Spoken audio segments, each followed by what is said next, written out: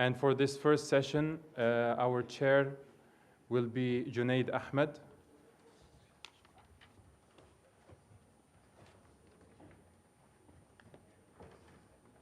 I'll be introducing Junaid Ahmed, and then Junaid Ahmed will take the floor introducing our speakers here today, inshallah.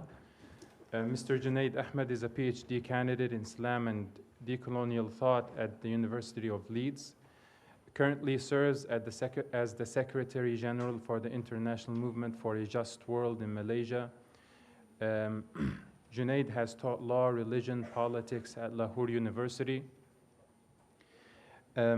He's founder of Al-Auda chapter in Virginia and the Palestine Solidarity Committee in Pakistan.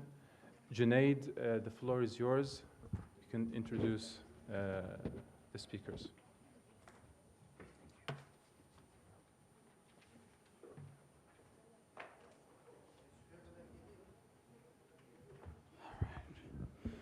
Bismillah ar-Rahman ar-Rahim. Assalamu alaikum and welcome everyone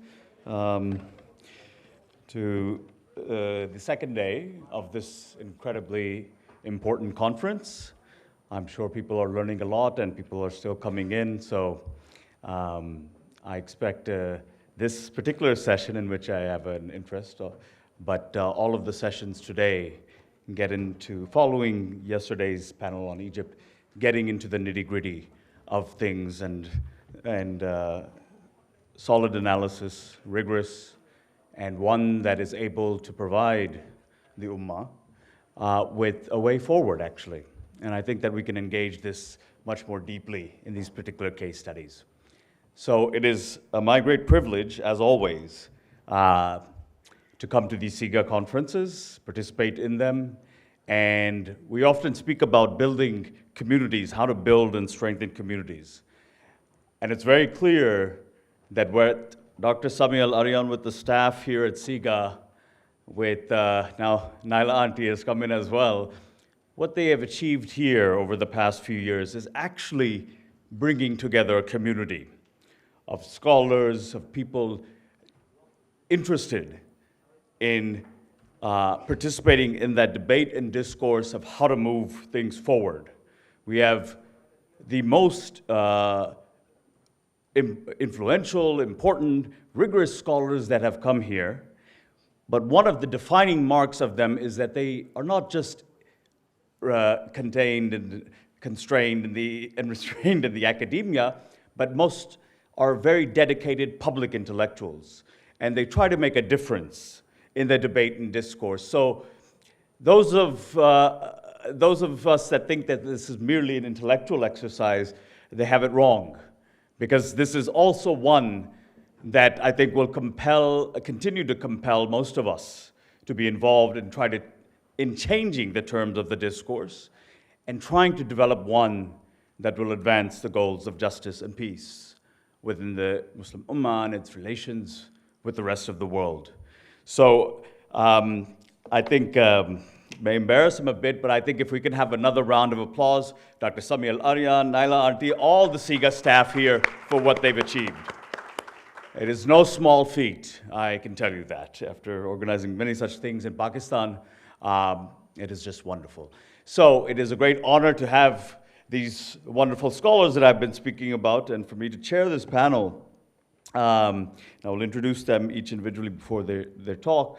And a great honor to have Dr. Aqil Shah as our first panelist, one of the leading writers on this specific topic, which is often difficult to find. People who nowadays are speaking about everything with very little knowledge of them. And looking at Dr. Aqil Shah's bio, it's incredibly impressive, and people can obviously find these specifics in the booklet, in the program. But very briefly, he's a Wick Carey Associate Professor of South Asian Politics in the College of International Studies at the University of Oklahoma. His research interests include democratization, military politics, and security issues in South Asia, with a focus on Pakistan. He's the author of The Army and Democracy, Military Politics in Pakistan, And the incredible achievements you can check in the bio. He's been a Rhodes Scholar, he's been associated with the Rule of Law Project, Stanford University, and has been a fellow of the Society of Fellows at Harvard University. And he's also been policy advisor of the Asia Pacific Governance Program. And very importantly, he's also written for a source that many of us, if not have closely followed, should now do so, and that's the International Crisis Group in ICG, which provides very good analysis of these critical issues in the Muslim world. So he will be speaking about Pakistan's persistent Praetorianism, and it gives me great honor to have Dr. Akhil Shah address the floor at this point. Thank you very much.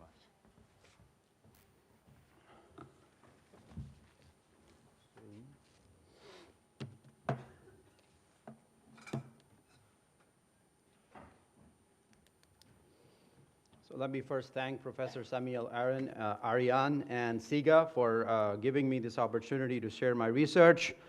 I have been severely jet-lagged, so I apologize in advance for my incoherence, brain freezing, and possibly unparliamentary language. Okay, so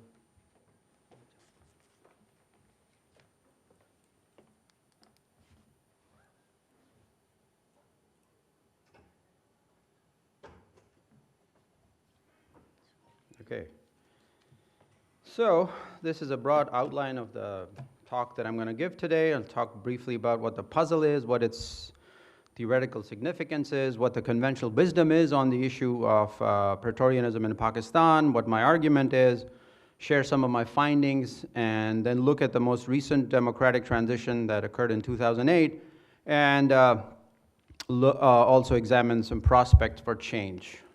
So, Pakistan's dilemma, kind of struggle with democratic institutions, can be summed up in this cartoon right here. It's a kind of a merry-go-round. The military comes in after civilian misrule, then there's military misrule, and it's basically almost a permanent equilibrium trap between a cycling of civil and military regimes. The conventional wisdom tells us, political science primarily, why is this significant? Pakistan is actually a theoretical oddball because in the literature of civil-military relations, it's almost a deeply embedded assumption that professional militaries are politically neutral, that they are willing to carry out the tasks ordered by a civilian government, and that external threats are actually, again, conducive to civilian control because a military that's engaged in war fighting doesn't have any time for kind of projecting its force inward on a country. Pakistan is puzzling because it has a professional army and it perceives an existential threat from neighboring India. Yet, both these factors have had the opposite effect. So Pakistan army is professional. It's unlike most of the armies that we have studied in Latin America, as recently cases like Thailand. It's a highly cohesive, disciplined, hierarchically organized professional force. And it has a war-fighting mission. So both of these features should ideally work as a bulwark against authoritarianism, but that hasn't been the case. Why is it? So the main explanation that you find in the literature in civil-military relations is that military interventions or military dominance over a polity is the result of weak civilian institutions. The sort of structural explanations, political parties are weak, and in Pakistan that has been the case, no doubt. Pakistan's current mainstream political parties look more like family fiefdoms than they look like organized political parties. The problem with this explanation is that structural factors can at best provide the opportunity or environment for a military to enter politics, to get involved with politics. And there's also what social scientists call the endogeneity problem, which is this: civilian weaknesses may actually be endogenous to or because of military dominance. So if you have a country in which the first election was held 24 years after independence in 1970, that's hardly an environment where civilian institutions can flourish. And the military has wreaked havoc on political parties, on constitutions, on democratic institutions. So it's unclear whether it's civilian weaknesses that cause military intervention or is it the military's influence that weaken institutions. The other very common explanation is kind of an agency explanation, where the military is seen as this rational bureaucratic actor that pursues and advances its own interests, budgets, internal autonomy, et cetera, et cetera. The problem is that Pakistan, the conventionally understood corporate interests of the military have rarely been threatened by civilian governments. And there have rarely been cuts in defense budgets that have brought on coups in contexts in Africa and Latin America. And what I want to kind of present here is the notion that what also matters is how social actors define their interest in a specific context. So actors are not simply driven by cost-benefit calculation, but also by what is appropriate, right? What is appropriate in terms of what role you're playing. So if you're a military officer, what is the most kind of rightful, appropriate and expected action that you're supposed to take in a context? And I think military involvement in politics is shaped by the extent to which officers actually believe in the norm of civilian supremacy.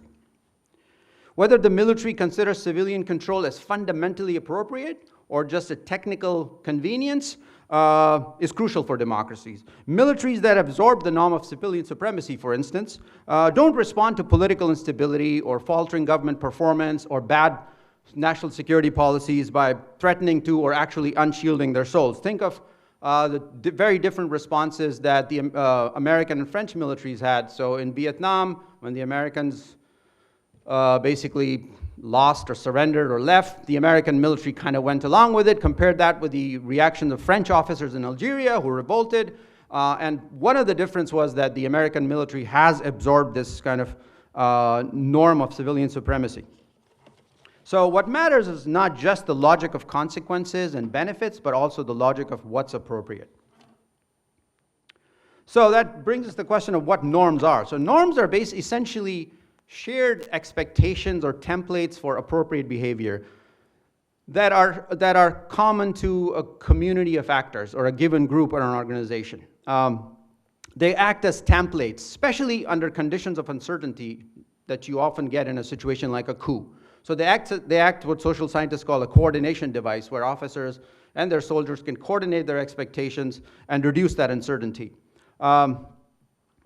Norms have a tendency to be sticky, what social science call path dependence, or a variety of mechanisms, even when the conditions under which they're produced change. So those mechanisms include processes of institutional socialization, right? And specifically in institutions like the military, which rewards obedience, conformity to the chain of command, right? And discipline, organizational norms become even more salient in shaping organizational behavior and choices. So my main argument is that the Pakistani military's Praetorian organizational norms have shaped its kind of capacity and willingness to intervene in politics. And this organizational kind of normative setup is a product of the formative experience that this organization had under very difficult conditions. One was obviously internal conflict and division in the early stages of statehood, especially between what was then East and West Pakistan. So the Bengalis, who were in East Pakistan, were the majority of the population, but they were very underrepresented in the military and the bureaucracy, for instance. East Pakistan is now Bangladesh. So there was a project of assimilation, forget about that word, kind of forced assimilation or exclusionary nationalism that divided the polity. Then you were facing or perceived an kind of mortal danger from the enemy next door, which was India. And then, in order to kind of overcome that military weakness, Pakistan forged an alliance with the United States during the Cold War. And all of these factors have kind of created this ossified organizational normative structure that, alongside other factors, shape the calculations that military officers make in as far as their involvement in politics is concerned. So I have conducted over 200 interviews over a 10-year period. And to sum it up, the kind of main lesson is that much like the military in Egypt and for some time in Turkey, in Brazil and Argentina, the Pakistan military has a kind of savior complex. This is a servant of the state that has a savior complex. And I'll just share with you the interview findings. So in this interview sample, I can discuss this further. I interviewed at least 2 former Army chiefs of staff, 4 Director Generals of the Inter-Services Intelligence, which is Pakistan's premier military intelligence service, over a dozen corps commanders, officers above the level of Major General, some junior officers, as well as active duty officers. So most of these officers are retired. I also cross-checked some of these findings with military professional journals. The NDU, for instance, the highest war college of Pakistan, produces a professional journal. I looked at those, the memoirs of military officers. I also actually was lucky enough to find documents on the early years of Pakistan in the Pakistani archives on events such as the First Kashmir War and how the kind of seeds of Praetorianism were laid down at that time. So I do add, or hope that I add, some empirical value. But let me just illustrate some of the beliefs that were common to these officers. One was, country comes first. This is a classic, military identification with the nation state before they identify with a temporary government or a constitution. Pakistan's former dictator is Ziaul Haq famously said, "What is a constitution but a piece of paper that should be thrown in a dustbin?" So, constitution is disposable. The other refrain is that Pakistanis are largely illiterate or uneducated, and they're not ready for democracy. And democracy itself is not such a great idea. You look at China and Singapore, they're authoritarian. They were able to achieve high levels of economic development. Under Ayub Khan in the 1960s, another Pakistani general who I'll get to later, Pakistan enjoyed high rates of economic growth. So democracy itself is not really a recipe for national development. Politicians are basically morons. They're uneducated, they're dirty, they're lazy, they're corrupt, and some of them, politicians are corrupt everywhere. I open the newspaper in the US every morning, some state senator or legislator is, in trouble for corruption. So corruption is a universal human failing, and Pakistani politicians have not covered themselves in glory. But this is a common refrain, that politicians are corrupt, uneducated, feudal, they're unfit to govern, they don't have the mental capacity to understand a complex subject like national security. And almost without exception, there is this belief that under certain conditions, when the security of the state is at risk, when there is a deep political crisis, a coup is actually an appropriate form of political action. And the army's kind of belief in the kind of notion of superiority, that their own norms of discipline, order, efficiency are superior. And they're the only force that can protect this state and hold it together in the face of a Hindu-dominated behemoth that is India. And some of it is true because Pakistan and India have gone to war several times, although a minor footnote to this history is that Pakistan has initiated most of those wars, so we'll not get into that at this moment. So these norms, in the literature and kind of the socialization and organizational psychology, emphasize the role of founding fathers, that these individuals who kind of create these institutions leave an imprint. And I think General Ayub Khan was Pakistan's first army chief, Pakistani army chief, because Pakistan's first two army chiefs were British, left over from colonial rule. And then he was president and field marshal for 11 years. And I think his ghost still haunts the corridors of the general headquarters of the army. And he says, we need a system of government that can provide a focal point of authority for national integration. The untrained and uneducated politicians cannot create a true nation. The army alone has the sense of duty, discipline, and patriotism to put our house in order. So this is very early on, a few years after Pakistan's independence, that the military begins to realize there's an external threat, the politicians are divided, they're unable to create a kind of consensus framework for governance.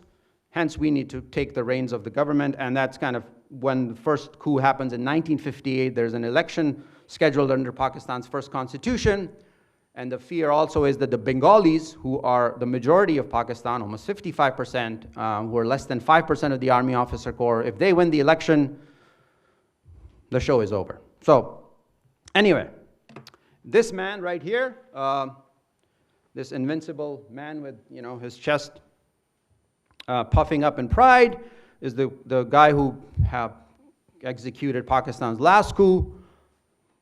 And he says, my dear countrymen, of course the women don't exist, the choice before us was between saving the body that is the nation at the cost of losing a limb, which is the Constitution. Guess what he did? Yeah, he cut the limb off. Anyway, the Pakistani Constitution is an article. You could call it a kind of coup-proofing mechanism. It's called Article 6 that defines anyone who suspends or subverts the Pakistani Constitution by a threat or show of force commits high treason, which is punishable by death. And this gentleman right here is now an absconder from justice, hiding in the UAE, the ultimate resort for dictators, along with Saudi Arabia, because for the first time in Pakistan's history, there's a trial, a high treason trial against a former army chief of staff, so he's missing in action. And this is again from the horse's mouth. Musharraf says, the Army's guardian role is rooted in its professional training, which is based on developing patriotism and character. And more than that, a sense of group relationship where a person sacrifices for the benefit of the group. And then as we progress in the Army, this becomes ingrained in us. So what do the generals actually believe, let's say in this current context, or what is the appropriate role and place of the Army in the Pakistani state and society? One, that we're accountable to no one, that we should have all absolute, not relative, absolute autonomy in determining our internal operations, our budgets, and the civilians have no business in lording over us. So that, in order to keep Pakistan's defense effective, civilians should stay out of anything that has to do with the military. They also want to have a monopoly over how Pakistan conducts its security and foreign policy towards its arch rival India, and related to that Afghanistan, the United States, nuclear weapons. There's an apocryphal story that the former Pakistani Prime Minister Benazir Bhutto once asked the CIA to brief her on Pakistan's nuclear program because the army wouldn't let her close to it. Anyway, I don't know how true that is. The other is this enormous commercial empire that Risa and others were talking about in their presentations yesterday. The Pakistan military makes cereal, produces cement, name it and they make it in the name of welfare of the foundation. So this is another economic kind of commercial interest, which is not the primary driver of their political involvement, but has over time become an important feature of their kind of control over the polity. And in order to ensure all of the above, it's important for the military to kind of dominate civilian institutions and civil society. So this is not the kind of greedy ogre story where the generals want to grab all the money and run away with it. These are professional soldiers who actually believe this to be true, that for Pakistan's national security to be effective, for Pakistan to be a kind of cohesive state facing a kind of mortal threat from a bigger enemy, and now the Western world, blah, blah, blah, who are after our nuclear weapons, that this is essential for Pakistan's survival and integrity. So let me bring you back, bring you to the recent context of transition to democracy, where Musharraf's authoritarian regime was deposed by you probably heard of this lawyers movement. This was a Supreme Court judge who said to the general uncharacteristically that he will not resign, because the general asked him to resign because he was proving too big for his shoes. That kicked off a lawyers movement, and the military then carried out what's known in the literature as an extrication coup, which is that the military decides that its institutional integrity lies in extricating itself from power, right, and dumping the dictator. So that's what happened. There was an election right after that. So this is the man who replaced General Musharraf, who then passed baton on to General Raheel Sharif, and now to the current Army Chief, General Qamar Bajwa. But as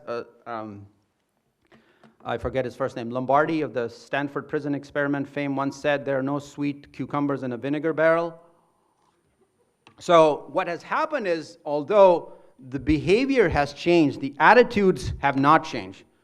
So if norms persist, if these organizational values and ethos persist, we should see that the Pakistan Army should stick to its guns despite the change in the context. I'll just quickly show you General Kiani's argument that military interventions are necessary. They're bypasses. When democracy collapses, you reconstruct it.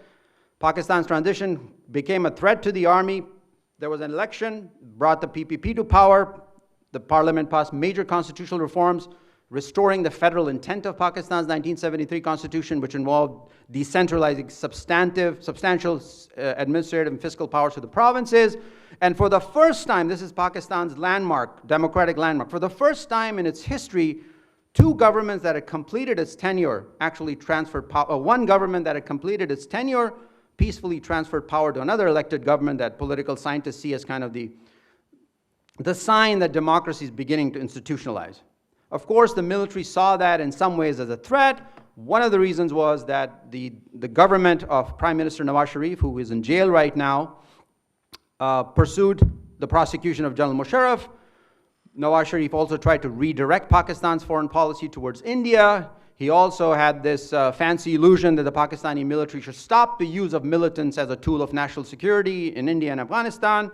And so how does the military now exercise its influence? It's no longer using, sort of iron and blood, and the coup is kind of a thing of the past. What they're trying to do is dominance with a dose of hegemony, so coercion plus consent.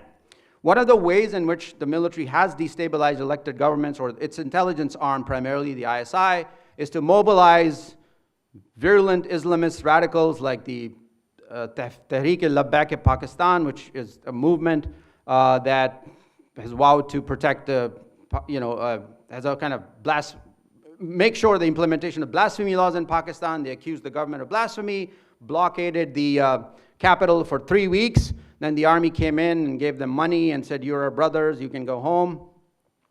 There's also been a co-optation and coercion of the courts. One of the most kind of dramatic evidence of that is there was a judge videotaped who said, "I can't sleep at night because I wrongfully convicted the former Prime Minister Nawaz Sharif." And why did you do that? Well, the ISI had a sex tape, and they said they're going to release it to the public, and blah, blah, blah. So they have found ways of both manipulating and coercing the judiciary. There's also a systematic effort to silence dissent. There were, for instance, 3 bloggers who were very critical of the military. They were abducted. 3 weeks later, after a lot of international pressure, they appeared. They were tortured. The media is being suffocated. And the media is in a situation which is unparalleled. Pakistani journalists say even under former military dictatorships, you knew what the lines were. Now it's all the journalists that are critical of the military have been. Pakistan is a boisterous media, 60 private news channels. But the top journalists who are very critical of the establishment can no longer appear on TV, on and on. And then to ensure that the former government of Prime Minister Nawaz Sharif, the former Prime Minister, doesn't come to power, the Pakistani military blatantly rigged the 2018 elections. The current Interior Minister of Pakistan said on TV 2 weeks ago that if Nawaz Sharif had not angered the military and come to a compromise, he would still be the Prime Minister. So this has nothing to do with his alleged corruption. It has to do with the fact that he has angered the military. And finally, the outcome in Pakistan right now is that it's a hybrid regime with a kind of civilian facade, with a puppet Prime Minister, for lack of a more polite word, that kind of legitimizes the military's control over government by providing it a veneer of legitimacy. So last but not least, are there prospects for change? Quite bleak. One thing the literature on democratic transition teaches us that you don't need natural-born Democrats for democracy to take root. What you need are civilians who in their self-interest, civilian elites in their self-interest, come to a conclusion to play by the rules of the game and to not knock on the military's door every time they have an opportunity. And the good thing in Pakistan's case is that that consensus is evolving. So the 2 main parties, the PPP, former Prime Minister Bhutto and Nawaz Sharif, have resisted the temptation to collude with the military to gain power. They have shown that they're kind of committed to at least this idea in their own self-interest, that not that they're inherently Democrats. 2, people power is what makes the general sweat in any country. So civil society mobilization, Pakistan has a rich history of civil society contestation of military rule. Ayub Khan's regime in the 60s, Musharraf's regime in the 2000s was brought in civil society contestation was instrumental to getting rid of authoritarianism. The other is an exogenous shock. In the transitional literature on democratic transitions, we know that defeat in war is usually a shock to the system. The Argentinian military was badly defeated in 1982 in the Falklands and disgraced and humiliated, had to leave power. In Pakistan's case, it will be some form of, if not the termination of the rivalry, a peaceful management of the rivalry with India will, I think, create the grounds for some kind of normalization of civil-military relations as we understand it in a more democratic direction. Thank you.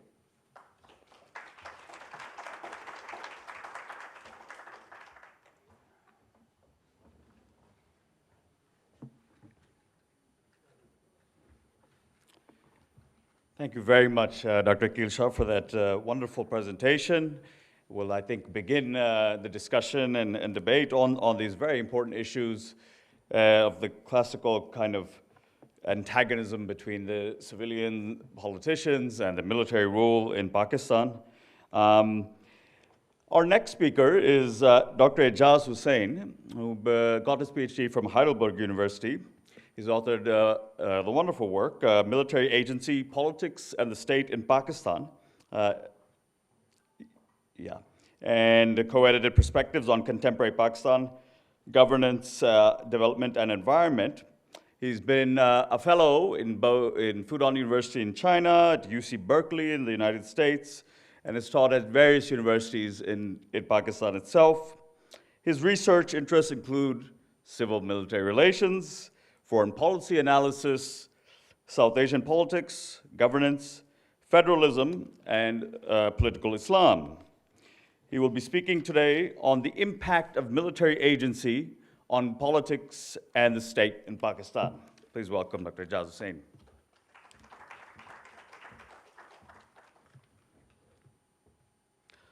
Well, before I move on, I would like to thank SIGA, in particular Professor Sami, to invite me here to share my views on Pakistan politics and the state structure. As you can see, mine is also a theoretically oriented understanding of Pakistani civil-military relations starting in 47 onwards. But I'll be very brief in this discussion due to time constraints. I would slightly disagree with Professor Akhil in terms of kind of non-demoting agency. I do believe agency is very essential, at least empirically in the Pakistani case, where I assume that there are actors. There were 4 actors, basically. I'll show on the next slide. And these actors were rational in terms of having a cost-benefit analysis. And then this relationship between these 4 actors is grounded or framed in principle-agent framework. I actually took a departure from CMR agency theory from Peter Fever. He's an American professor based at Duke. And I assume that in the Pakistani case, there are not just 2, but there are 4 actors. It initially was the politicians and civil bureaucracy, judiciary, and the military. So as per the norm of democratic theory, as well as the constitutionality of the Pakistani state in 1947, when it got independence from the British, it was the politician or the civilians who assumed the principal position. However, within a couple of years, the early leadership passed away, and then the civil bureaucracy, which was a very powerful force, as they call the steel framework of the British Raj, it asserted its agency and assumed powerful position of the principalship of the Pakistani state in October 51. And it ruled the rules for coming years till 58. So in other words, in this early period, I would disagree with a lot of scholarship which assumed the military was a powerful factor in the Pakistan politics. In my view, it remained a junior actor, and it didn't have the inclination to stage a coup d'etat, nor was it capable organizationally to do that. However, in 1958, it's very interesting that the first coup in Pakistan history was staged by a bureaucrat, Iskandar Mirza, right? And he issued the coup proclamation in the name of himself as the president of this new regime, and General Ayub Khan, who was the CNC, or the commander-in-chief, was assigned the role of the chief martial law administrator. Within the next 3 weeks, this bureaucrat, or the chief bureaucrat, he further demoted the general's role, and he appointed him as the Prime Minister of Pakistan. This, in my view, was felt very seriously or kind of derogatory towards the institution. And then they reacted in terms of asserting their agency and assumed principal position in Pakistan politics in October 27, 1958 onward.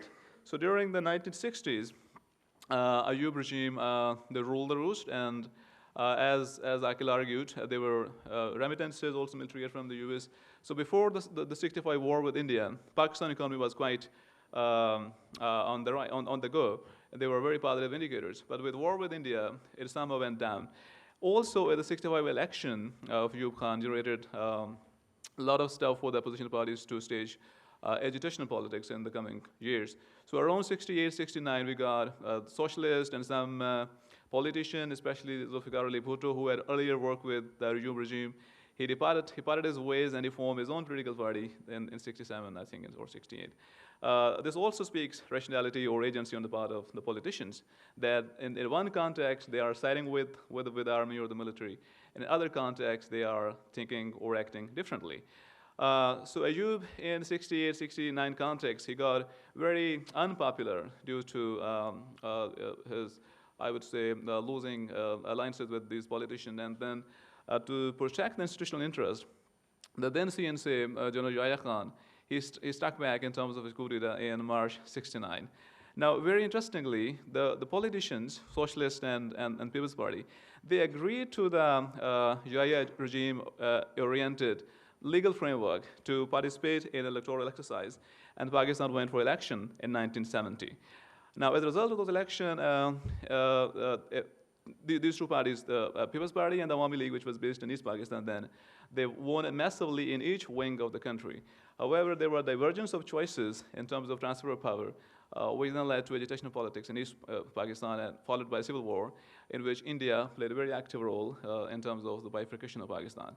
Now, in the post-71 crisis or debacle, once again, it's the civilian, led by Zulfikar Ali Bhutto, who assumed the principalship of the Pakistani state and politics. Now, Bhutto, in my readings, there are a couple of books published with him by Stanley Bhutto, one of them, and Rafi Pirzada from Pakistan is also one author. He was also fellow of Bhutto.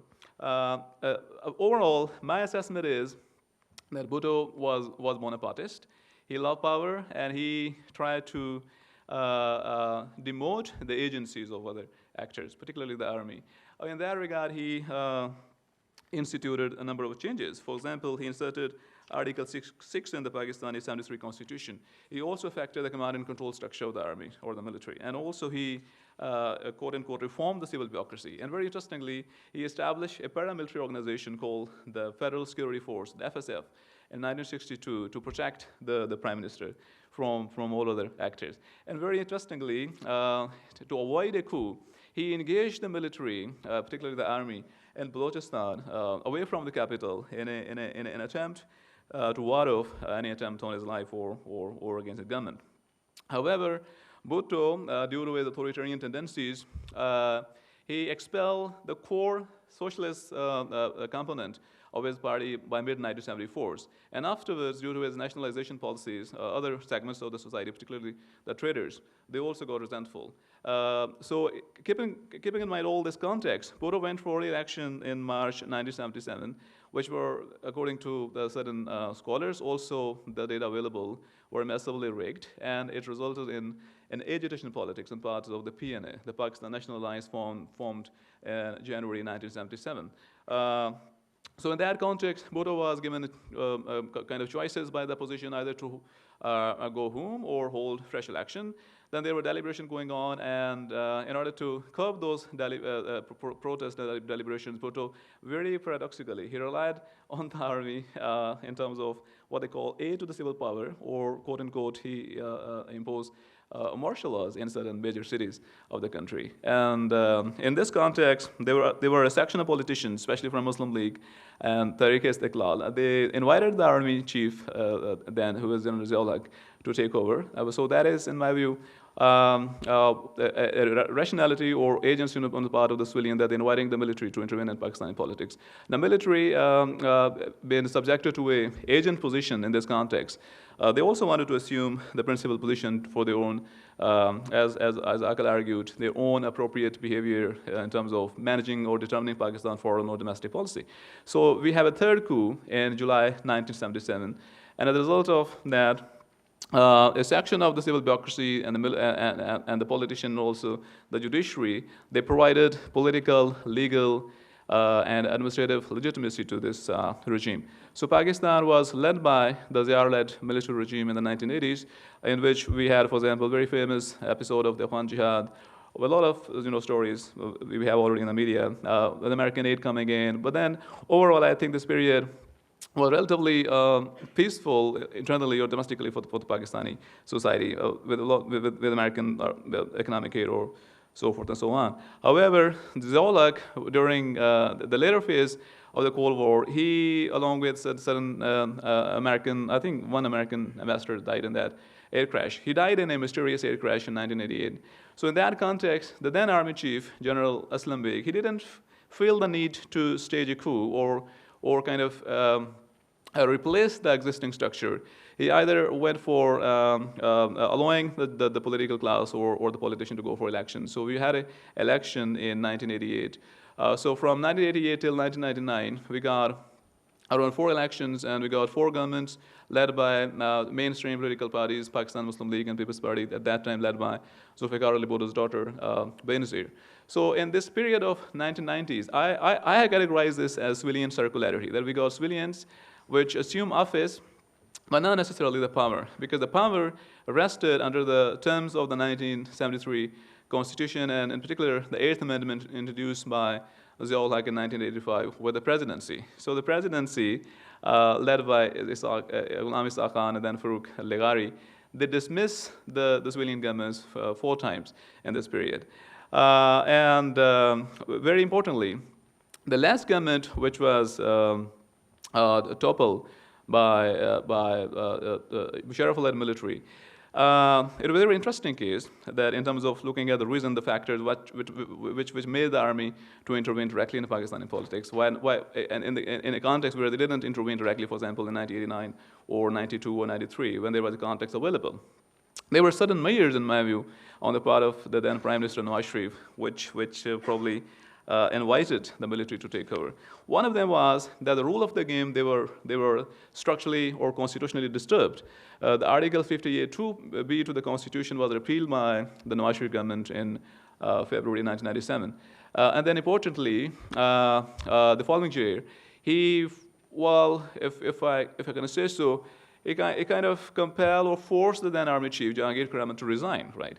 Which had a very negative vibe to the organization, which had ruled Pakistan as the principalship in the preceding decades. And very importantly, in early October 1999, he had a planning. The Prime Minister had the planning to dismiss or get resignation from another Army Chief, Pervez Musharraf. So I think, keeping in mind these 3-4 variables or indicators, the then Army Chief, I think they decided to mark their agency, and then they sent Nawaz Sharif home. I mean, he was sent into exile. But very, very importantly, being a very rational actor, quite unlikely comparatively with Zulfikar Ali Bhutto, who was hanged. Nawaz Sharif, being an industrialist or being very, I would say, different from Bhutto, he did a secret deal with the then military authorities, and he was exiled to London, to Dubai and then to London. So Pakistan in the post-1999 coup period was led by Pervez Musharraf. It was not a favorable context given the American lack of interest in this region. However, there were American interest in Afghanistan after the 9/11, and then there were, as we already know, there were remittances coming into Pakistan, exchequer, the military aid also coming forth. So till 2005 or 6, it was quite good going, domestically speaking. However, Musharraf, by 2007, I think March 2007, as Aqil already mentioned, he had a tussle or power tussle with the then Chief Justice of Pakistan, Iftikhar Chaudhry. Chaudhry had invoked what we call in Pakistan the suo motu, where cases or different nature, some were relating to politicians, some were relating to the military, they were adopted or they were taken on by the Chief Justice himself without any proper mechanism of filing a writ petition. So this led to divergence of choices, and as a result, in November 2007, in my calculation, the last coup occurred. It's not October 1999, because Musharraf did that in the capacity of the Army Chief.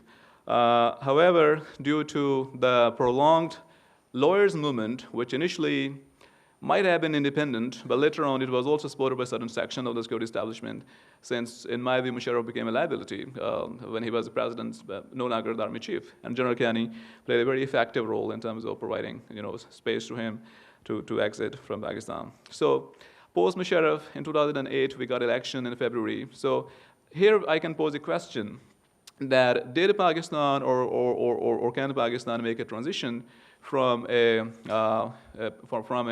Musharrafian-led political structure to a post-Musharrafian one? And to what extent is it a transition to a liberal or consolidated democracy? So in my view, though we had election in 2008, but People's Party, which formed the government, it won a considerable number of seats in the election on account of the death of Benazir Bhutto. There was a kind of sympathy wave in the country.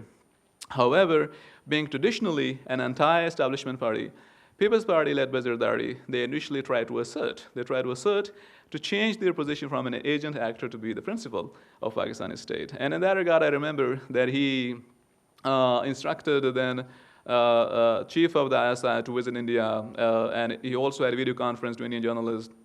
And then very importantly, he tried to assert in Pakistan's foreign policy, especially in terms of changing the norm of the game in Afghanistan or India. And then the following year, a couple of years, we had in 2011, we got the OBL episode, and it also had kind of very tricky or complicated relation between civilian and the military. So by and large, in that period, though the civil government, it completed its tenure, but due to the military's assertion of agency, they couldn't assume the principal position, right? And they remain as agent actor. With the loss of the prime minister, they were able to complete their tenure. Now, in the following years, in 2013, we got another election in which, quite surprisingly, because that was not my calculation that the PMLN won election that massively, the PMLN formed government in the center and also in Punjab.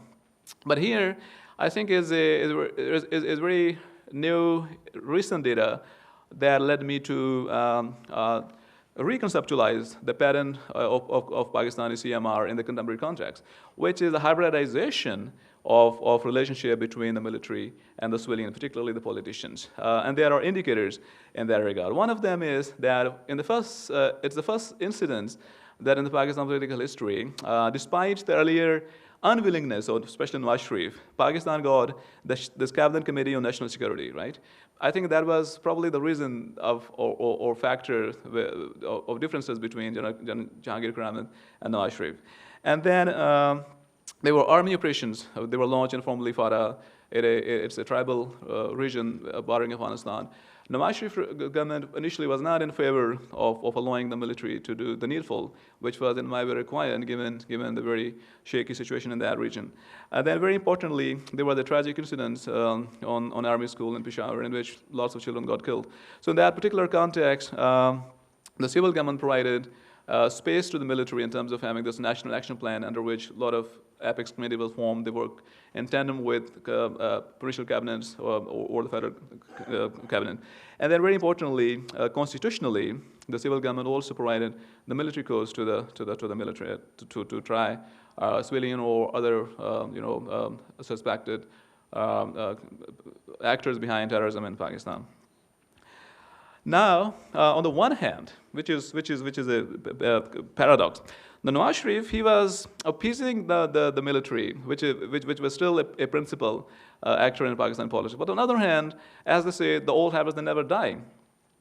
He did some kind of measures, institutional or informal, where he tried to curtail the role of the Pakistani military in politics. One of them is that he did not allow that much space to the military in terms of allocation of resources under the China-Pakistan Economic Corridor. Secondly, he tried to control the military through social media, and in that regard, his daughter was very effective initially. And then, very importantly, he intervenes in the internal mechanism of the military in terms of promotion and appointments, which I think was a serious variable that in language or in words of one retired Pakistani military officers, quote unquote, Nawaz Sharif wanted to transform the military or wanted to have the military as the Punjab police. The Punjab police here refers to the civil bureaucracy, one component of the civil bureaucracy. So, so they asserted, the military asserted their power in terms of then initially kind of signaling very strategically to Imran Khan or Dr. Thakur Qadri to do protest politics in 2014. Nawaz Sharif somehow survived that, and then there were Panama papers and then the non-leaks. He survived all these, but Nonetheless, he got somehow convicted by the Pakistani Supreme Court in the Panama Papers, where he finally landed in jail. So in the current context, I'll continue just 2 more minutes. We have 2018 election in which Imran Khan's PTI formed government in the center and also in 2 provinces. But the PTI, in my view, is also a rational actor. It relied on the military for strategic support, but on the other hand, it has its own agenda. It's there for the last 22 years. But overall, I would argue that it is still an agent actor. Imran Khan is an agent actor, or the politician led by him. And currently, his government has been threatened by the opposition political parties, especially Maulana Fazlur Rahman's Jamaatul Ulama Islam. It's a religious political party. And overall, the hybridity consolidates with measures adopted by this government as well.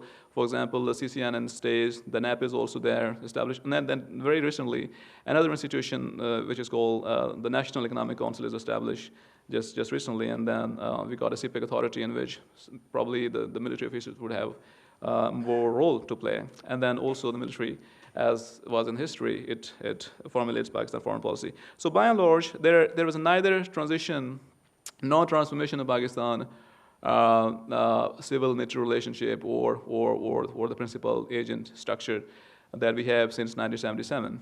So since 1977, in my view, the military stays as a powerful actor or as the principal actor. So overall, what we have resultantly is a de facto democracy.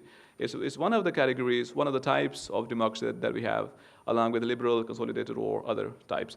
So these are the following are the indicators of this de facto democracy. So in my view, until or unless there is a consensus or elite consensus, especially initially among the civilians, the politicians, and then the military, to put Pakistan in a track which is democratic, which is preferring a larger interest of the society, Pakistan's stalemate is going to continue in the years to come. Thank you.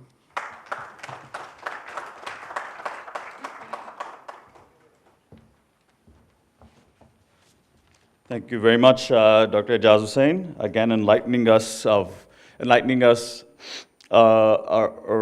the history of this, and gives you a broad, sweeping overview of the various regimes, whether military and civilian, that have entered into the political domain, and what impact that has had, what their legacies have been, all the way to the present. So thank you very much for that. Our final speaker is someone very near and dear to me, Dr. Rasool Bakhsh Rais, who's a colleague and a mentor at the Lahore University of Management Sciences in Lahore, Pakistan. He is one of the leading political scientists from Pakistan, in Pakistan, and he has authored such numerous publications, wonderful books, of which I'll just mention the latest, Imagining Pakistan, Modernism, State in the Politics of Islamic Revival, and Islam, Ethnicity, and Power Politics, Constructing Pakistan's National Identity. Other than that, incredibly useful works and kind of my own work on Afghanistan earlier on, and I must say that he was a pioneer in many of these areas, writing in an academic way on these subjects against the wave of kind of sensational journalism. But the incredible point is Professor Rasool Bakhsh Rais remains so active and prolific in his columns, and he was just telling me earlier on, where he's writing for. So one of the most influential voices, I would argue, in Pakistan today, and it's quite a privilege for us, quite a privilege for me personally, to have him here. In addition, as I was saying earlier, what the SIGA allows is for many of us who are not in contact, but come here and spend more time with each other than even we would in the same country, in the same city. Dr. Louis Safi is there, Ambassador Ibrahim Rasool. These are all old friends that we now get a chance to meet, and the same with Dr. Rasool Bakhsh Rais. So please, Dr. Rasool Bakhsh Rais, let's welcome Dr. Rasool Bakhsh Rais.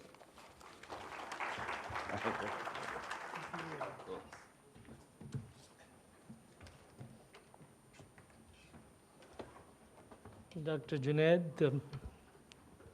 fellow panelists, members and colleagues of SIGA, Assalamu alaikum and good morning.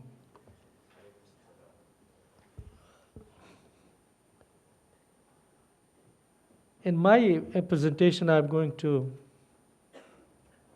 explore for a few minutes why the idea of Pakistani state has been contested. Those who are familiar with the history of Muslim nationalism and the struggle for the rights of minority Muslims and how it transformed into a demand for a separate country would know that although there has been a consensus on a separate Muslim state in subcontinent in the later part of 19th century, beginning with that. But then what kind of state it would be, and after creation, what kind of state it must be, remains and has been a contested issue. That is a subject I have explored in Imagining Pakistan. Particularly in the case of the civil-military relationships, I explore more on what has happened under the shadow rather than explaining in this presentation how this shadow emerged and why it became so dense. I'm looking particularly on its effects. But before I go to the last 5 slides on the effects, the question of transition and why democratic transition has been troubled, let me also contribute a little bit to what my colleagues have said about why military has emerged as a very dominant political institution, and I share this idea with them. We had 4 military regimes. I believe that by itself, Pakistan provides a big sociological lab in order to draw certain parallels, certain patterns, and also explain why these 4 different military coups have taken place at different points of time. I don't think that there has been any comparative study. There are historical descriptive studies, but not a comparative study of circumstances, economy, military structures, so many things that one can bring into discussion of the 4 coups that have taken place. But then I have a little bit of a dominant idea with a common institution, and that common institution, the military assuming a role of shaping, making, reshaping, structuring, restructuring, orienting and giving some coherence to the state, the idea of the state that they had in their mind. Ayub Khan's is very important in a sense that that was an age where developing a state and nation in post-colonial world were very important, and whether or not the society, the political community, the polity were prepared for that or not. And the dominant view among those scholars who studied civil-military relations in the initial stage was that perhaps militaries would provide stability, order, and also would provide economic development, and then economic development would produce democracy. We have to wait for democracy. This has been a dominant theme, at least among the 3 military dictators, Ayub Khan, Ziaul Haq, and Pervez Musharraf. I don't want to talk about Yahya Khan, what happened during that time, but of course, military has to take responsibility for making a commitment, holding an election, and not transferring power to the majority party. I believe that Islamizing the state, and then if you look at enlightening the state, and these three very important military leaders who ruled Pakistan for about a decade each, had altogether a very different idea about how Pakistani state could be conceived and could be developed. I don't think that the idea of an Islamic state that Ziaul Haq Sahab promoted and the idea of a development state are, and I think Musharraf wanted to be in the same ideological frame of mind as was Ayub Khan. I think that this slide is important, that I talk about balance of power and unending shift. Here the question is that, is the balance of power within the society shifting towards the civilian sector, or just shifting towards the military? Does it remain the same? On some issues that I have here basically mentioned, the crisis of state and nation building, it is unending. I don't think that Pakistan, the different elements, because of ethnicity, because of religious diversity, sectarian conflict, so many things that happen in the state, there is a consensus, except on some document, and that is very important, constitution that I talked about later. We don't have a consensus on what kind of state and nation Pakistan would like to be. Regional threat perceptions, again, I think that there are variations across the ethnicities in Pakistan and also across the political institutions. I don't think that there is a common threat, whether the enemy is within us, the enemy is outside, how much is the enemy within us, and how much is the enemy outside. A national security paradigm, again, I later on talk about it, the guardian of the state. It is being questioned at least, but it remains very important as far as those constituencies in Pakistan are concerned that have been the constituency of the military governments. Pakistan ideology, religion, and identity issues remain on the agenda of political and social discourses. I don't think that we have reached a consensus on this. Defense pact capabilities, these are very important factor, and I think Aqil Shah and others have talked about a lot. Military and society is also a very important subject. There have been transformations that I would like to little bit mention. Historically, the recruitment base had been Punjab and Khyber Pakhtunkhwa. For historical reasons, if you look at what was the representation of Bengalis or East Pakistanis, now Bangladeshis, in the post-partition Pakistan armed forces, and then what it was when East Pakistan became Bangladesh, it is quite significant. That has got to do with the recruitment policies of the British, and I think in many times, many hundred times, the recruitment of Bengalis in officer corps had increased after the partition. And same was true in the civil bureaucracy. Before partition, their representation in these two important institutions was negligible because of their role in the 1857 revolution against the British, or whatever the rebellion was. For a very long time, the conversation in Pakistan has been that Pakistan military is essentially Pashtun and Punjabi. First Punjabi, then Pashtun. Structurally, it has changed during the past 30 years. My own interviews within the military and outside indicate that Pashtuns are more than their representation in the population, and Sindhis and Balochis, who were historically, say, not really deliberately because of historical circumstances, neglected, they are close to their proportion in the population. So there is a national base to the military. And the military itself has realized that by providing that agency to the younger people to be the part of the military establishment means that they have ownership of the national institution. popular perceptions about the political class and democratic regimes, I share the thoughts that Akil Shah really talked about, the norms and perceptions. They continue to be the same.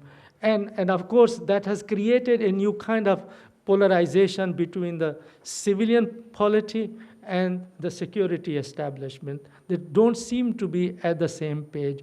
And of course, it is not the norms of the military that are generally accepted in the civil society. And of course, the ideas of the civil society that military is responsible for what has happened is not accepted by the other. Political polarization, crisis, and military intervention, they are linked. Military as the strongest and popular national institution remains a historical fact that we cannot really dismiss when we talk about democratic transitions in the countries. Let me look at some of the legacies. Again, what kind of state and what kind of a nation Pakistan wanted to be? There has been a consensus among the political elite in Pakistan that a federal, democratic, and a parliamentary constitution is the best guarantee for national integration, for national cohesion, and that is the path Pakistan must be marching on. In contrast to that, 4 military regimes, and even today, within the military establishment, the thought is that the parliamentary form of government and this kind of democracy, which has institutionalized the powers of dynastic political parties or political dynasties, is not good for Pakistan, right? And one military regime threw all the 2 previous constitutions into the dustbin. How much time do we have? Okay. But then Ziaul Haq and Musharraf did the same thing as Ayub Khan had done. Ayub Khan went for a presidential form of government. Not that the elections were not held. Elections were held. In 1954 elections, provincial elections in Pakistan were held. When Ziaul Haq when Musharraf, before that Ayub Khan, elections were regularly held. Political parties were allowed after some time. But then what was the major transformation was in the character of the constitution from a parliamentary one to either a presidential or a semi-presidential form of government. Military had a willful, deliberate policy of fragmenting political parties. Why? Because they wanted to create king's parties or a political facade for the reasons that democracy has much stronger root in Pakistani society compared to any Muslim countries. Managing the elections, that has been one way of dealing with the political parties that had been opposed to the military rules. And I think during this time, they have been in power 30-40 years, broadening the social base. I believe that military today, when it is not even in power, and whenever it was in power, it allied itself with a section of the media, always a section of the media in the print as well as in the electronic has supported military regimes. A middle class, they have found tremendous support in that, and feudal politicians who control the parliamentary constituencies, they have been allies of the military. You know, where did the political journey of Mia Nawaz Sharif Saab started? Mr. Zulfikar Ali Bhutto was with a military regime for 11 years. Feudal and the business community have also been allies of the military regime. Military, I believe, is a dominant institution. And then we can raise a question that, is that the reason for the stunted growth of democratic institution, or there is something very generic to the society or to the political society that is associated with democratic ethos? These are some of the things that have been highlighted here, but I don't want to discuss them because we can take them during the question hour sessions. I don't think that this can be dismissed very easily, particularly the economic clout of the military officers. When they are in power and when they are not in power, they have got tremendous stake. And what is in Pakistan, we can say that, well, what is wrong in establishing military universities under the military control? It doesn't seem to be a problem. If there are more students being educated, that's not a problem. But the real issue is that why should military be establishing universities of its own? There are about 6, 7 universities today. I think it is quite a normal thing that the military would have institutions like National Defense University, where the officer corps is taught, but then it is something else if they start an undergraduate program, an MPhil program, and a PhD program. What does it mean? Is it a part of playing a role in national development, or it is something about a narrative, about an ideology, or about an idea of nationalism or patriotism? And we have a very long history of universities like Turkey. My alma mater, Punjab University, was established in 1980s. Right? Government College Lahore was established before that. And there are civilian institutions and universities that have been established. But it's not just the universities, but then there are think tanks. There is hardly any think tank on security issues in Pakistan which functions on its own. All the security-related think tanks are either directly funded by the government, either through the Ministry of Information or through the Ministry of Foreign Affairs, and then also by the military itself. So in Islamabad and wherever the security discourse takes place, the other views are drowned, and I don't think that they get the kind of expression that it requires in a democratic society. Troubled democratic transition, I believe that if you have military governments and fragmentation of political parties, management of elections, then democratic transitions becomes trouble. It can't be smooth. It becomes rough, and it becomes uncertain, primarily because of the institutions that would sustain democratic transition have been fragmented. Right? Political parties, elections, parliament, assemblies, media, civil society, these are the institutions that really matter in democratic transitions.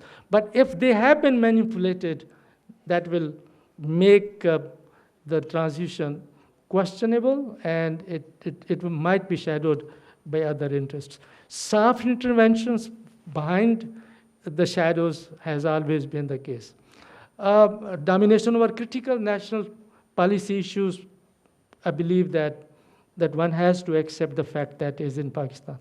A role of intelligence agencies, domestic policy, election loyalties parties. I don't think that is 100% a factor in determining the outcome of elections in Pakistan. But then where few thousand votes or even few hundred votes can make a difference in a parliamentary democracy, I believe some kind of influence, extraneous influence, may be a factor. And I believe if there is something else that makes the difference between 2013 elections and 2018 election is particularly this factor. The problem of consolidation with political transfer of power, it is partial. I don't think it has ever been total. Partial in the sense that there are certain critical areas of national policy that still remain the preserve of the military establishment. 4 ideas, then I will leave. The questioning the role of the military. For the first time, and this is where Mian Nawaz Sharif has been targeted. I believe that he is involved in corruption in a big way. In his family, I don't think that he is innocent. And how you explain his palaces, how the money got transferred to England, there is no paper trail. And then, why would Prime Minister of Pakistan or his family have bank accounts or companies in Panama? He was not alone. There are about 500 more Pakistanis as well. But then what is important and what makes him relevant to Pakistan is his narrative. His narrative is that military is what is behind his removal, and he is innocent. And his narrative has been very crisply and very sharply and very persistently taken out by his daughter, Maryam Nawaz. I mean, she is a person has to be feared by the military establishment in future, because that narrative is very popular within the middle class, within the educated people, and particularly with the left-oriented progressive people who always saw Mia Saab as a protege of the military establishment in the past. Today, they see him as the man who can really shift the balance between the civil and military relations. The second thing is the internal and national security alternative narratives. I mean, there were a lot of discussion yesterday, which are very important areas where military has done. Internal security is one of them. Just a minute or two. Internal security, and I will give you my own anecdote. In 2013, I think, I was appointed as Director General Institute of Strategic Studies. And Sartaj Aziz Saab, who was a foreign minister, he called me up that, would you like to take up this job? I didn't want to quit my job in LUMS, but he said, well, you know, this is a very important institution. And outrightly he said that we need to formulate a national security policy. Can you help us with that? Mia Saab came primarily with the idea that he will write the national security policy of Pakistan, internal and external. So I had meetings with the interior minister who is in charge of internal security, and he asked me to write the first draft of the national security policy, which I did. And they told me that we are going to have this secretariat and national security advisor and this and that and that, right? Within few months' time, and one more thing that I would like to tell you. Interior Minister told me that we have almost concluded an agreement with the Taliban. And they had constituted a committee which was negotiating with the Taliban, right? And people who knew these things knew that what happened afterwards, within few months' time, few weeks' time, there was a military action in South Waziristan, and then, you know, it started. And then everything, National Security Advisor was no longer Sartaj Aziz Sahab, but I think it was General Janjoa who was brought. So let me conclude with this point. I'm raising this question, hybrid or democratic regime. But then also, if you look at the shadow and the history of Pakistan and all these contested issues, I think it is more saner and also a pragmatic and rational approach, that it has to be a gradual transformation rather than radical one that Mia Sahab attempted it 2-3 times, and he has failed. So I believe that if you look at the cumulative balance of social and economic forces, and if we continue with this, what kind of, if you call it hybrid regime, or an accommodationist regime with the military, next 5 years, 10 years, 7 years, and the quality of democracy in Pakistan, depending on that, I think there will be a shift towards democracy in Pakistan. Thank you very much. Thank you very much, Dr. Rasul Baksh Rais, for pointing out some of these contradictions and tensions that have existed perennially within the Pakistani polity. Before we open it up to the audience for Q&A, I'd like to kick off the discussion with just a very simple, brief questions for our distinguished panelists. First for Dr. Aqil Shah, who spoke about the praetorianism of Pakistan's military and the legacy of that. One of the things he spoke about is the perceived, these perceptions of on the one hand, the politicians who are lazy, corrupt, don't get things done, uneducated, versus the military, which at least has some internal discipline and coherence to its very ethos. So the question that is raised is, who has this perception? Who are we speaking about? Are we speaking about Western pundits and commentators, the whole Islam industry, Pakistan industry that's developed around these questions? Are we speaking about the Pakistani populace, which of course, I mean, it's has obviously differences of opinion, but certainly it's been true within the dominant, most populated province of Punjab, where clearly this perception has also been ingrained, and I think the pure kind of answer that it's ideological indoctrination over years and years, that may be insufficient to explain this phenomena that exists. So I think that's a fundamental question. Who has these perceptions of the Pakistani military versus the civilian politicians and so on and so forth? I think that would be great if you can kind of elaborate on that. And just the second thing, thinking about, particularly when we got to the contemporary period, and Dr. Aqil Shah spoke about Pervez Musharraf, and of course the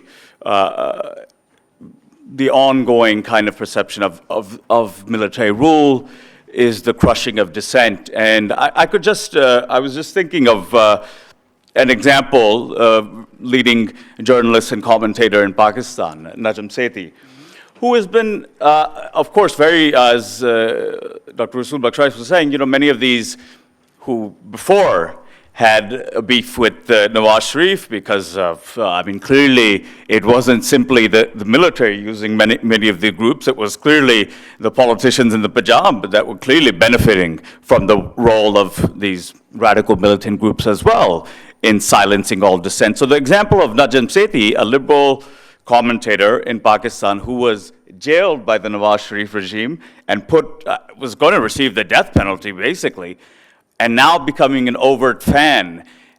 What explains this phenomena? And on the other hand, the fact that when we speak about the opening up, the perestroika and all of these of Pakistan, why is it the case that all the way up until the Musharraf period, we were stuck with one Pakistani TV channel, PTV, and then an explosion of these channels happens under military rule?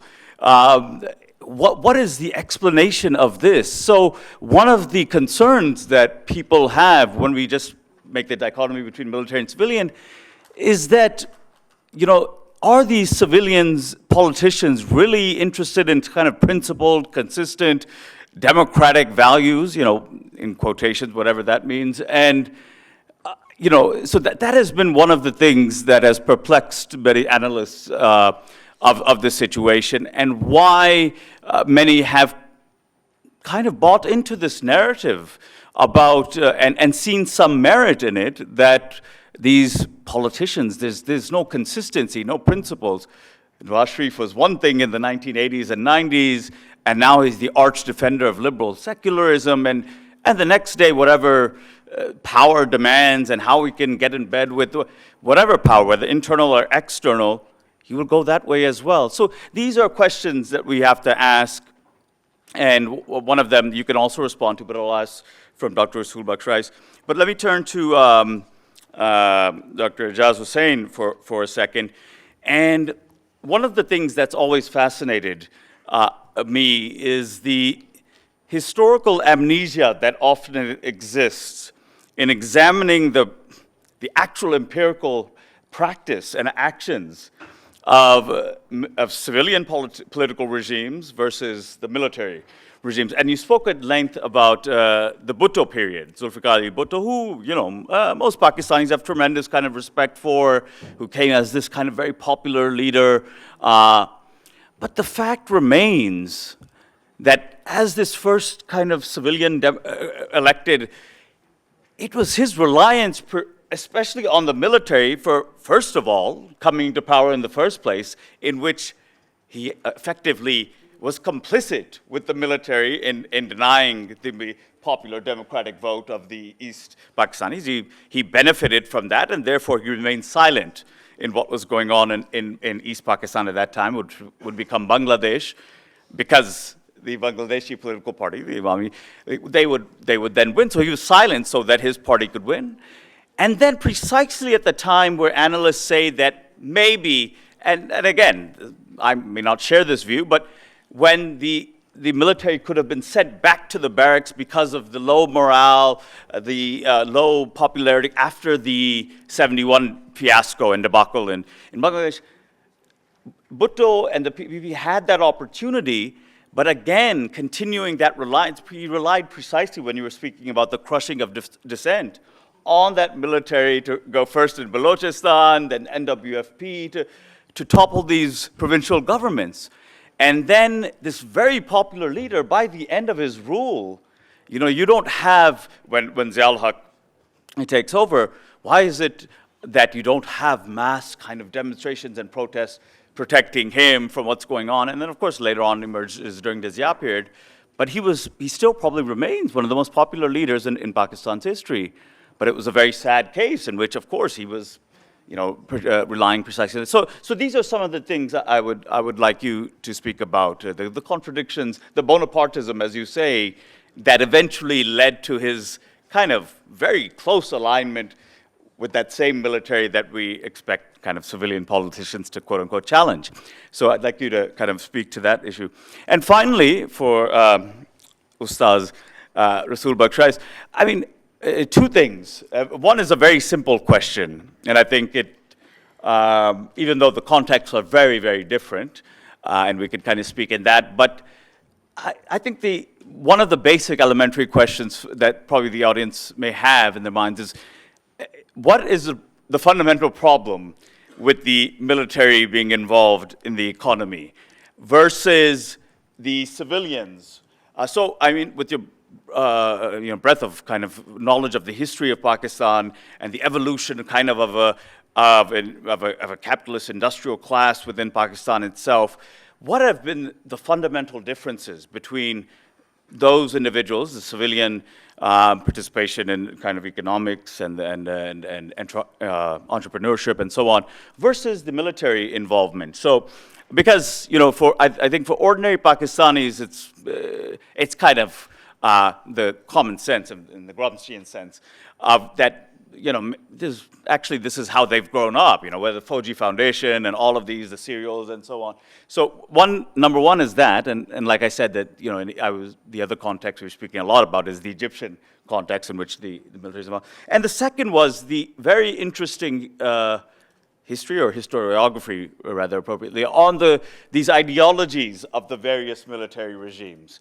So one can, in broad sweep, speak about Islamic modernism under Ayub Khan's military dictatorship, in which, you know, an individual like Fazlur Rahman, the great modernist scholar, you know, he was the first Director General of the Islamic Research Institute. So, you know, you can speak about that. You can then go to General Ziaul Haq, the conventional, the quote-unquote Islamization, although, again, going back to the Bhutto period, one can reasonably make the argument that really began under Bhutto. And then moving on to the Musharraf period, in which the project of enlightened moderation and the neoliberal kind of, and he even called himself the chief executive officer, and of course the opening up of media and so on. So these different ideological orientations that have existed, and in fact the civilian, very kind of, in Musharraf it was very clear.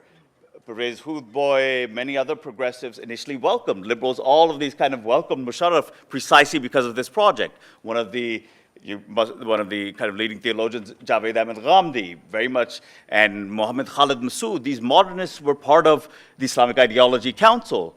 And then you get the progressive so-called Pakistan People's Party that comes into party, gets rid of Khalid Massoud Saab and all of these, puts in kind of a reactionary. So it's part of this theme of the historical amnesia. When we do an analysis and assessment of whether it's civilian and politician, it's almost kind of we don't look at the actual practice and facts. We just go, mechanically. One is kind of superior to the other, or more progressive, or more modernist, when in fact the facts may speak to the opposite. So I'd like you to address these questions, and I'll give it to Dr. Akil Shah. Yes. Oh, then they can do it again? Is that okay? Yeah, we can. Wonderful, okay. Sorry, I took up most of the time. Let's see. Please. Right here? Yes. Oh, do we get the mic? Here. This is third row. Assalamu alaikum. It was a very informative session. I'm Dr. Fawzia Siddiqui from Pakistan, and I have a question for Dr. Rais. He ended on the note, a hybrid or democratic regime currently in Pakistan. And just taking that forward, if we look over the past 1 year, any visit that our Prime Minister makes to a foreign country, he's always accompanied by the Chief of Army Staff. And does that mean that our foreign policy is now being shifted towards a totally different institution? That's my first question. And my other question is to Dr. Akil Shah. You're outside Pakistan. You're in the US, and looking from there, would you agree or disagree with a statement that Pakistan currently is it's kind of transitioned into a silent civil martial coup? And that would be, I think, enough for me. Thank you. My dear Algerian friend right here. Right here. Yes. Thank you. I have just a quick comment. At one time, the first speaker mentioned the issue of corruption, which is very crucial in civil-military relations.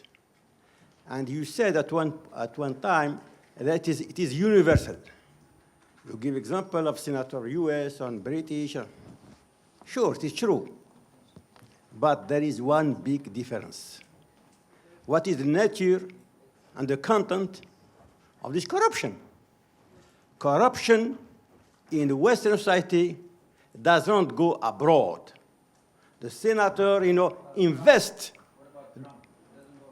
Let me finish, please. The senator invests the money to create job. The Arab sheikhs or the Pakistani generals, transfer the money in Western bank. It is against the national interest. In another word, corruption within the civil-military relations, it is not dysfunction of the regime. It is a structural element of the system. And as long as we do not understand and develop studies in this direction, it is very hard to understand the issue. Thank you. Thank you. Thank you. 1 second. Let me look for a female. Yeah? Jasmine? Yes, Dr. Jasakram.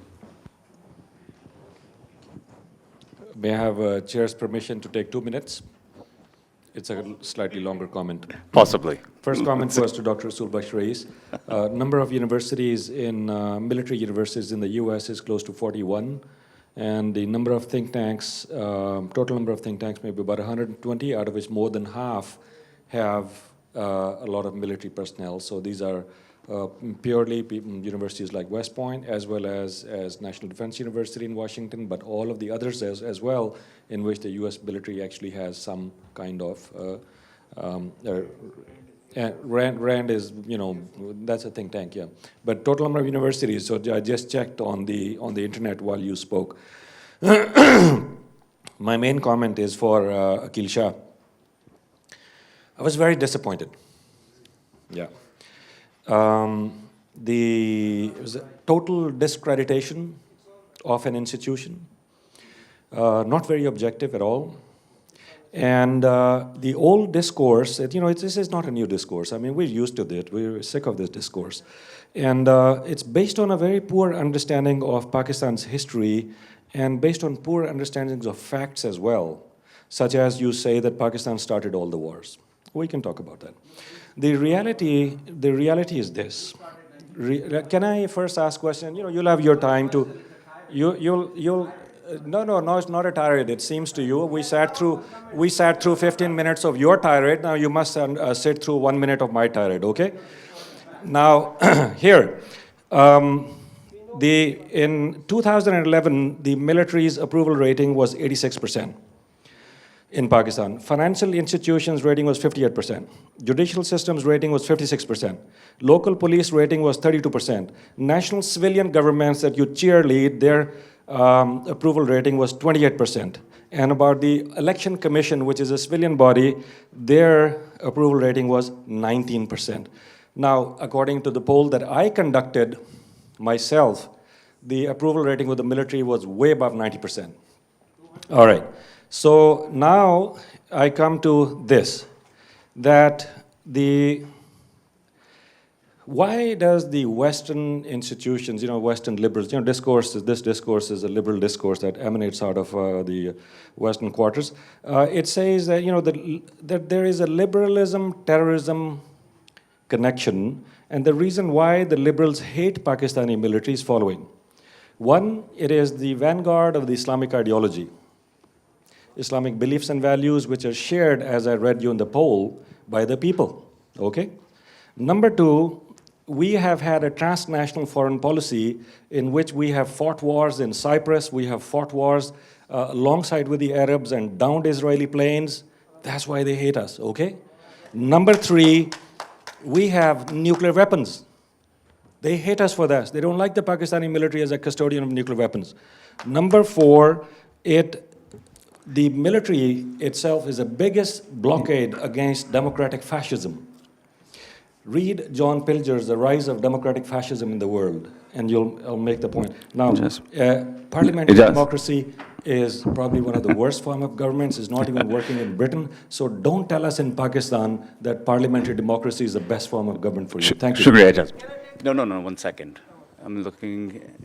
Any women have any questions in the audience? No? Dr. Abdullah Hassan. Sorry, General, please. Very briefly, though, we're running out of time. Yeah. I'm looking. I must first go on record and say I am a retired general from the Pakistan Army, so bear with me if you find it difficult for me to be objective. I can say the same about politicians, that they are not objective. So, first of all, this democracy thing, we ought to understand that the Western version, as it has now become the dominant system, developed over centuries. It didn't develop overnight. It's a finished product that we are supposed to adapt to. But the processes that it went through, we want to jump across those processes, jump across that time, and become like them. It's not possible. It will take time. Secondly, there is a deep state that developed during the colonial period in all these Western countries that modulated the transformation to democracy. There is no deep state in some of these countries that have emerged out of colonial system. So, perforce, the last resort for stability is not the deep state, but the military. So it has to intervene to stop anarchy or to stop a slide which will result in the loss of statehood. Yes. So military as a representing the deep state compulsion, not an option, has to ensure that some kind of continuity goes on. But to ascribe to it evil as scheming and planning is not the Pakistani context, that the generals are always trying to scheme and plan that within the next 3 years, we'll take over, and this is the most dreadful decision they have to take as a professional military. But then it does happen. Shukriya. It's a comment, I'm sorry. Do we have? Yes. My Sudanese friend, please. Okay, thank you. I think I'm privileged to have long sessions of discussions on Pakistani issues since 1990 when we first bumped up to congratulate Nawaz Sharif on his first election. And then I had a long relations with the NDU and ISRA in Jordan and in Pakistan. I share with what Professor Rasool had to say about the Pakistan as an idea. And I got the feeling that the military always subscribed to this idea, and they pose themselves as the guardians of the red lines. And the politicians or the civilians are always compromising on these red lines. So they are, there is a feeling that they are the protectorate of the idea, the grand idea of Pakistan, because the idea preceded the context of Pakistan as a country. Thank you. Yeah, just no, we're running out of time. Dr. Abdullah, yes, that's right. But please keep it brief. Thank you very much. Jazakallah. Right here, quickly. No. Thank you for looking at me, at least. I know you oversight me. My question is very simple. Pakistan and India were together before 47. They were divided in 47. India has never had a military coup, a democratic country with so many diversity in it, and it has been progressing. What is the difference between Pakistan and India? Thank you. Since we're running out of time, don't worry, people. There's ample more panel discussions. We're running out. I'm sorry. We will definitely get you an opportunity to speak. Don't worry. All of you. No, we cannot. I'm sorry. I will have now our panelists respond to the questions out there. You don't necessarily have to, please, respond to me. Please take their questions and make them your primary.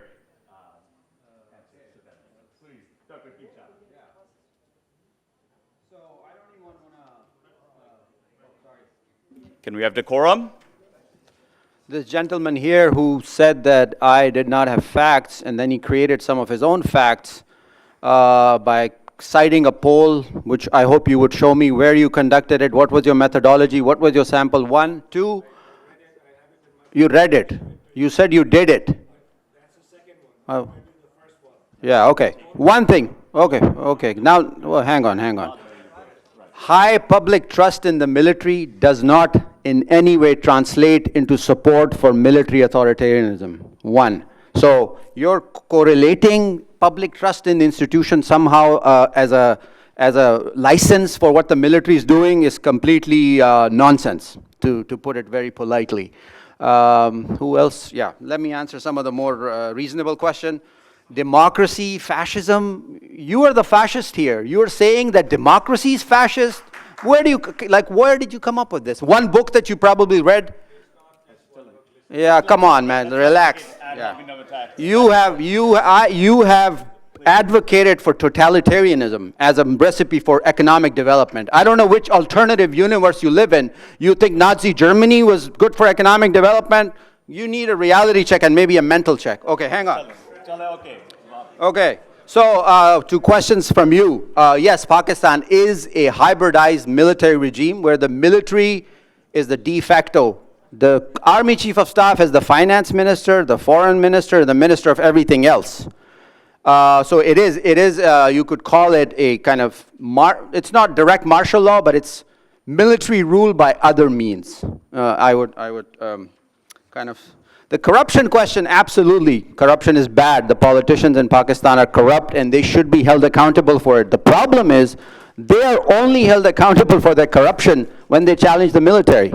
Nawaz Sharif would still be in power if he had not done the things that he was doing that was angering the military. So yes, corruption is bad. But why is it that when the military comes to power, it hires the most corrupt politicians?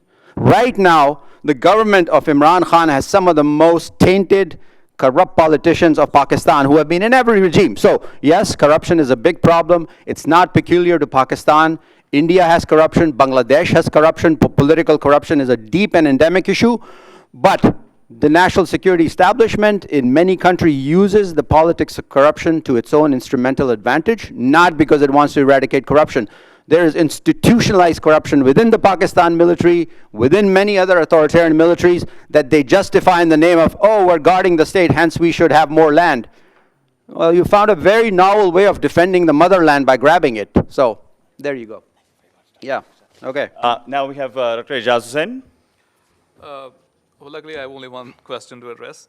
Zulfikar Ali Bhutto, I think he was, he had a psychologically contradictory tendencies. So the reason that he felt isolated by the end of his term is that he expelled the core socialists from his party, and then he relied on the landed feudal, who always, he was part of institutionally of that institution. So that's the fundamental reason that he had expelled people from his party. And secondly, he was also nationalist. His is the era where the defense budget comparatively got increased from 72 till 77. So on the one hand, he was projecting India as a threat to Pakistani sovereignty. On the other hand, he deployed army far away in Balochistan, as you mentioned, toppled governments, provincial governments over there. So at the end of the day, when his party is weakened, he has been isolated from other political parties. He didn't develop alliances with other parties. So at the end of the day, he was all isolated. So he then relied to curb the agitation politician or to govern the country in 77 in particular. He relied on the army. So that's my take on that. Thank you. Thank you very much. And finally, Dr. Rasul Baksh Rais. Okay, I will be very brief. Your question about ideology and the variation of the military regime is very important because one thing that is the military, but then why a choice of particular ideology at a given point of time? I think each of the three wanted to address a particular social and political constituency. That is very important. Ayub Khan wanted to create a modernist constituency around development, and the middle class elite joined him from bureaucracy, from business, and from military, from civil bureaucracy. Look at, you made reference to outstanding scholar Dr. Fazlur Rahman. But Dr. Fazlur Rahman was writing the script of what kind of Muslim society Pakistan should be under Ayub Khan. Jamaat-e-Islami at that time launched personal attacks against Fazlur Rahman and drove him out of the country, and he sought refuge at the University of Chicago, where he produced outstanding scholars. It is the same Jamaat-e-Islam, so it was not a military government. The character of the military government, it was the kind of ideology that Ayub Khan was pursuing. The Jamaat-e-Islami became an ally of Ziaul Haq and remained his ally through the Afghan Jihad and for 8, 9, 10 years. So therefore, we have to look at the issue of constituency and how you seek legitimacy and how you mobilize a particular section of the society as a political facade. I'm coming to that. I will come to the last. Dr. Fauzia's foreign policy and security policy. I don't think that the Chief of Army Staff has been on every visit, but he has played a very critical role in two areas of foreign policy. One is how to rethink Pakistan's Afghan policy, because no civilian government in Pakistan could do it without taking military on board. Imran Khan was the only politician staging a demonstration, long march, going to the borders of South Waziristan, where he was stopped, and he protested against military action. And till today, he says that military action was a bad option against the tribal people, right? So within the military establishment, I think there has been reflection, self-reflection on Afghan policy. There is a change, in my assessment. There is a fundamental shift in Pakistan's foreign policy towards Afghanistan, and this is as a result of understanding and accommodation between the civilian and the military sectors.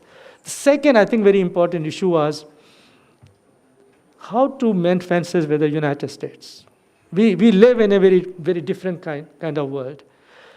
Imran Khan's public position had been anti-American from the very beginning, right? He took anti-American position almost on every issue. So he was not really suited to mend fences with the United States. I think we used the agency of the military establishment to improve relations with the United States. Even when the relations between the civilians and the American government have been very bad, there have been good relations on the level of intelligence, and between Pentagon and GHQ and Rawalpindi, they have been in a kind of some relationship. Issue of corruption. You know, corruption is something, but a systematic, organized way to pull the economy down for a political purpose, for a political project is something else. I think I have no time to explain to you what was the energy policy that Benazir Bhutto had pursued and how it really destroyed the Pakistan industrial base. I don't want to get into it, but just to give you one thing, that if the international prices per unit were 6 cents, with the IPPs, the power purchase agreements were done at 13 cents. Fuel will be purchased, which is variable in the international market, by the Pakistani state. And then what really damaged Pakistan's energy production, it made it costly for the Pakistani industry. It is why it's closed down. That the energy that is produced will be purchased on the basis of capacity. So if the unit has been established for 600 megawatts, even if it is producing 0, because Pakistan cannot afford the 4 times increase in the fuel prices, and it is better not to run but pay for 600 megawatts. So it became such a problem. Corruption, systematic and organized way, because it will have ramification for civil-military relations, that Pakistan will not be able to sustain a military defense in a very strategic competition with India. It was well designed. And Hussain Haqqani, your friend, and my friend, and many others were behind this scheme, and this has been going up. It will take a lot of time to get out of that. That kind of corruption that we are talking about. About Ijaz, as a social scientist, I think we had to realize that who dominates the social and political discourses in the society, right? So I'm not against military as an institution, because without military as an institution, we cannot exist in a very hostile environment. No country in the world, and particularly in the circumstances, geopolitical locations, historical circumstances, we need a strong military. We have support for that. But then, what is important, what goes by the foundational thoughts of Pakistan, is a constitutional democratic state, right? For creating a democratic constitutional state, it is very important that we have a shared idea of a national state, a shared idea of national security, a shared idea of a good society, a shared idea of a law, a shared idea of respective jurisdictions and spheres of influence within each society. I think it is quite deliberate. I have my personal experience. It is deliberate to not to allow critical social and political discourses when it comes to national security narrative. So, security is as important from my point of view as it is important from the point of view of soldier. I'm a citizen and a soldier. Soldier and citizen are two of the same people, belong to the same state. So we should not think that we have quite an opposite interest. We have a common interest. We have same land, same Pakistan, same country. The issue is that we have common stake on what is security, and that need to be negotiated. Thank you very much, Dr. Sulbaksh Rais. And now we'll have Dr. Samyal Aryan come. I just want to say, obviously, these kind of panels and themes and topics that we've chosen do raise passions. But of course, we are in an academic setting. And the thing is that we need to be objective and try to step back a little bit. And we can have disagreements. There's nothing wrong with that. we'll still have to be objective and respectful of each other. And that's what we're going to maintain. Thank you very much for all our panelists. This was a very lively discussion, and we certainly enjoyed the presentations, and thank you for that. And we'd like, before we leave, just share with you. Go ahead. Right. Thank you, everybody, for this session. Just real quick, we'll like to ask Dr. Sami to give certificates and awards to the speakers. Please, Dr. Akil, join Dr. Sami.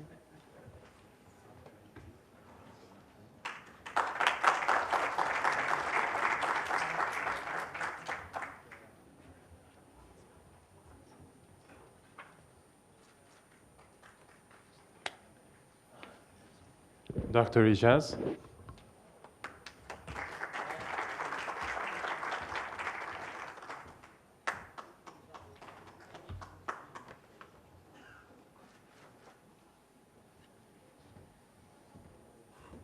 Dr. Rasool. Thank you.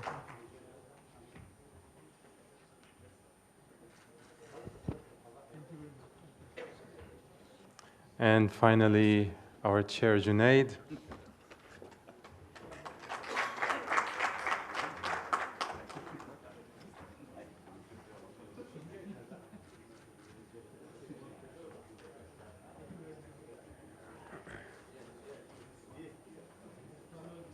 Thank you very much, everybody. We've taken some of the break time. Let's take 15 minutes, and we'll reconvene at 11:45. Thank you very much. Sorry. You've taken. It was nice, but you've taken.